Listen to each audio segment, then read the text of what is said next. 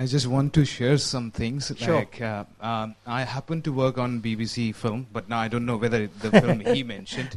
I worked on a film called Indian Hill Railways. So Okay, okay. Darjeeling yes, Hill yes, Railway. yes. So there was a one character, and Bachchan, and he was a Nepali. And what we tried to do is like, basically it was a railway film, but we also because Gurkha is such a big thing, so we tried to pick out one of the representative of that, the field. Yeah. And we found this boy who was the son of one of the railway employee. And what we observed, that like last time, in a previous time, he failed to get into the army. Oh, Bachchan tried for the army. Yeah. Okay. And he failed, but this time he was practicing again. He wanted to really, I mean, because the Gurkha, and we interviewed few old soldiers.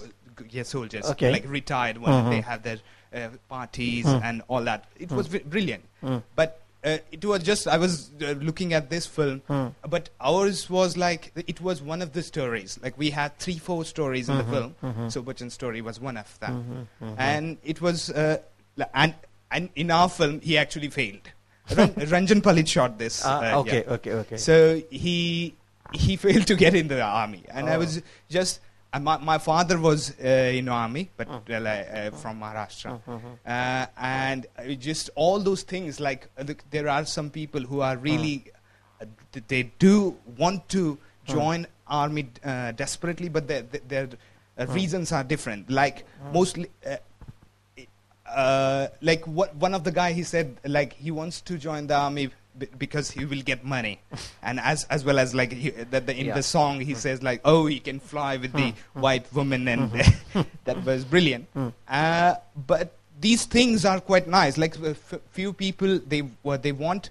In previous film, the film which you were Iqbal and Izzat. So these things do matter, and I mean, like when people talk about it and being part of the army, it's a big thing. So which came across in the film, and in Maharashtra, especially from Kolhapur, Satara, on that side, you will see like there are a couple of villages which is like from every house there is a guy in the army. Yeah. I mean, so there is a like in India or Nepal, there is some fascination, about the armed force. I mean, the fascination is all over the world. I mean, but I mean, this situation is kind of unique. In today's time, Nepalese joining a British army. And just to continue with the so-called history. And for me that's why the film is very historical that way. It's very interesting the way it locates itself in 2012, and I think one will feel the undercurrents of this film maybe 30 years from now, what this film is possibly doing. And one more thing I would like to add. In Nepal, we did another railway film.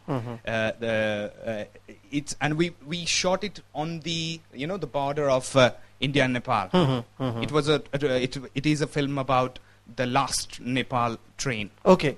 So Tarun directed it. Tarun Bhartiya. Tarun, yeah. Okay. Yeah.